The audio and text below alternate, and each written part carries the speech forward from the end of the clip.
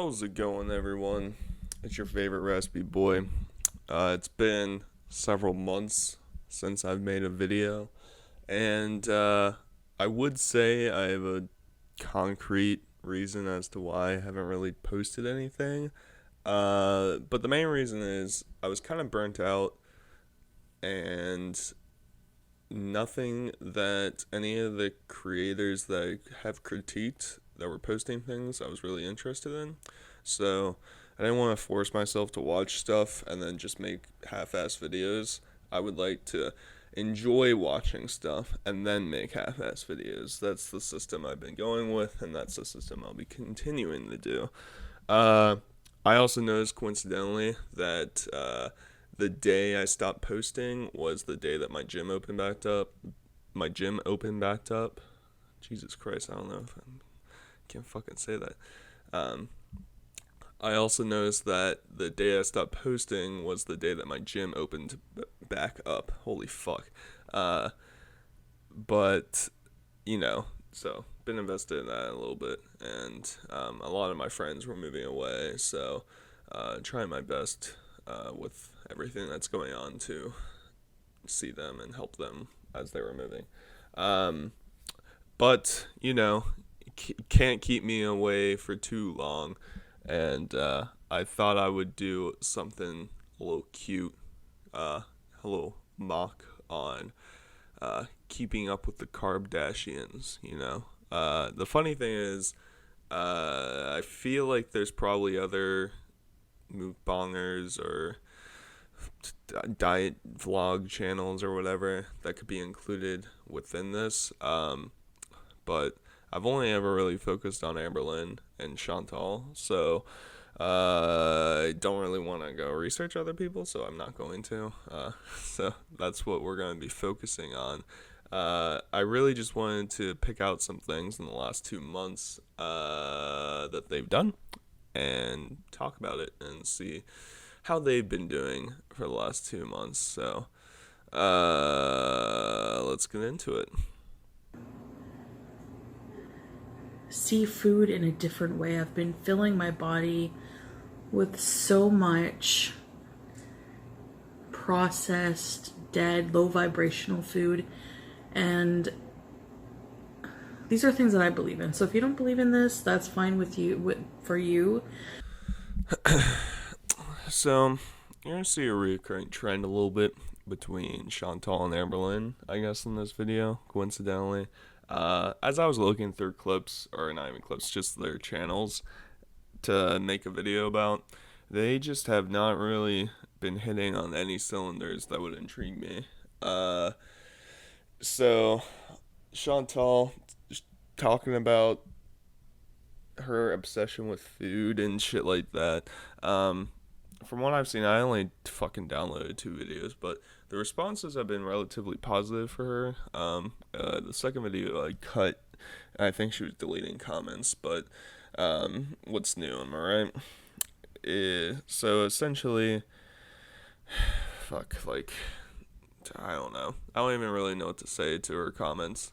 Yeah, she can say that she wants to cut back on the food she eats, but a clip I didn't include in this, but she like buys a green juice later, and like I've never really understood the whole appeal of. Let me backtrack. Ever since I lost weight, I haven't really understood the appeal of basically any drink that is alcoholic that has calories in it, because I feel like it's such a waste. You're not really getting anything out of it.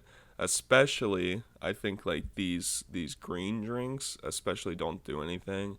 Um, it's like you're better off making your own smoothie with your own ingredients than taking some juice blend that isn't gonna fill you up and it's just gonna make you crave more sugar. Um, it just doesn't make any sense. So like soda and shit like that doesn't make sense to me either. Um, but yeah, no surprise here from Chantal. Can't really expect her to change her ways all that much, but in the couple of videos that I saw, she was making more meals, but she still has like some mukbangs everywhere. So, how much is she really progressing? Who knows? But I guess we can probably tell by this next video where I don't know, I must have missed this. I don't keep up with her as much as I might like to claim I do. She has a walker now that she has to use to walk around. And also, I guess I should interject here. Her clips, she's having like a series of like a day in the life of a 400-pound person, and like you do you exploiting yourself for money and views, but fucking hell. 400 pounds is not anything to be proud of, and like you claim you're making improvements, but from this, the first video I talked about was like 2 months old or a month and a half old, and this one with the walker is like a week old. So like, are you deteriorating? Because that's what it appears like. But let's just see what she has to say in terms of walking around with her walker. Careful at holding the camera. So I'm just gonna try to walk as far as I can and then take a sit when my back's really hurting. Well, it does take pressure off your back because my arms are hurting, so I must be putting more weight bear on my arms at this point. So part of me is always conflicted whenever, so when I used to watch like my 400-pound life kind of frequently, I was always conflicted with the people that would use walkers all the time, even when they were like losing weight. And like part of me understands because like, you know, I wasn't as fat as these people are. I was like pretty fat, but you know, my joints took a long time to really like acclimate back to being able to do certain things. So like, I wasn't able, like I could do like cardio machines that would not tear on my joints. So like treadmill and stuff like that, I couldn't do for like years. And it's mostly just because after 15 minutes of running, I like my like knees were like in excruciating pain. So on one hand, I can understand. On the other hand, I feel like part of the thing, so like whenever you exercise and lift weights, the only thing that's really going to push you further is when you push through pain, and that's how you like build the muscle. And that's sort of how I like got through with my like joint pain, was I would just push myself a little bit further each time. So did 15 minutes one day, I would do 17 the next, and then I would do 20 the next, and so on and so on, and eventually your body acclimates to it and you're good to go. In terms of this, you know, she probably can't really walk without the walker, and she's in the middle of nowhere, so I guess the point is like, if she can't go far and then she gets tired, what is she gonna do? But maybe the solution is to like bring the walker, have and I guess this whole thing, it's like she lives with Pete's, I think, so Pete's is with her, have Pete's take the walker himself, have her walk on her own, and then when she's tired she can sit on the walker, and then when she wants to walk back she doesn't use the walker. So I mean, I don't really know why I'm going into this whole spiel about it, because neither of these women are really interested in doing any type of change. So like my advice falls on deaf ears and really has no basis in anything. But that's what I would do if I was in her situation and I was actually serious, because you have to push yourself if you really want to lose weight. So moving on to the creme de la creme of what my channel is all about, Amberlyn Reed. So literally like right after I stopped making videos, she got the cancer diagnosis, and I don't want to touch that with a 10-foot pole. I have no qualms really discussing and joking about more morbid topics. I mean, hell, like I talk about morbidly obese people on my channel, but the difference is I just like to focus on the pathological lies associated with her, and like the health situation, depending on what she does and depending on what she says, dictates what I do. And so the one thing I'll say about the cancer diagnosis, I have avoided watching the videos like a plague. I just know that it's there, and I think it's ovarian cancer, but I'm not sure. Um, so the one thing I would say is I would question how her weight choices over the past 5 years have led to a situation like this. So, um, obviously, obesity has increases your chance of getting cancer tenfold. I'm not sure if ovarian cancer or whatever she has is directly related to obesity, but obesity never helps in any cancer situation. So I'm not an oncologist. I'm not gonna sit here and ponder every aspect of it, and I really don't want to. For once, uh, cancer would be something I wouldn't want to really address with her because at this point, it's not really anything she can do. If she stops going to like her doctor's appointments and stops getting recommended health care associated with it, then maybe I'll say something. But as of now, I don't really want to talk about it.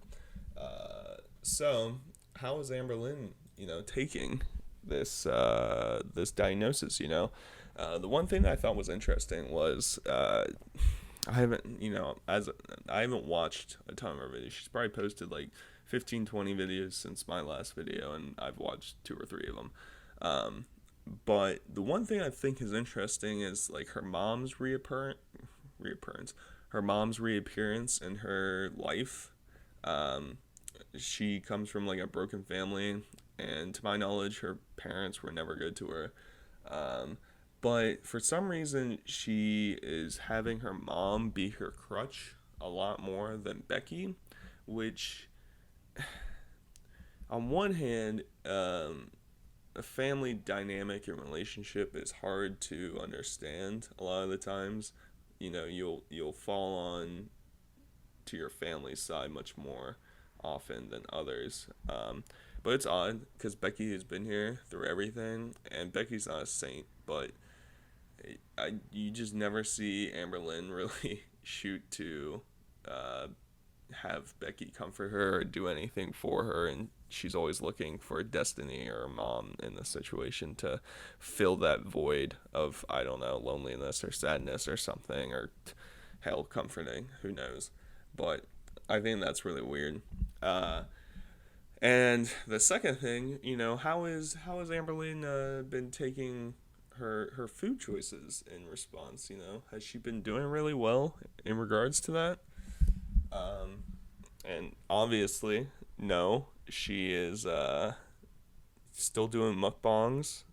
She's doing fried chicken wings and sushi and what was it, crab or lobster ragoon. Uh, so like, if cancer won't scare her enough into wanting to lose weight, I don't know what will. Um, and then let me.